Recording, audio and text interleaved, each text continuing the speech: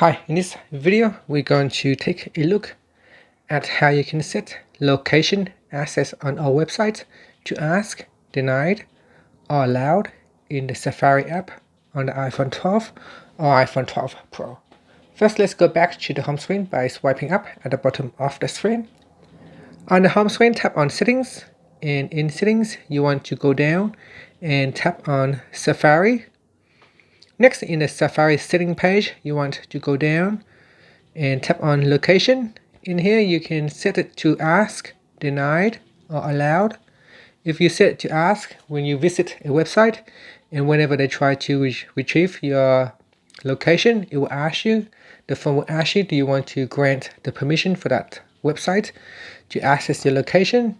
Or you can simply choose denied, so that they will be immediately denied or immediately be allowed to use your location. And that's it. Finally, you can swipe up to go back to your home screen. Thank you for watching this video. Please subscribe to my channel for more videos.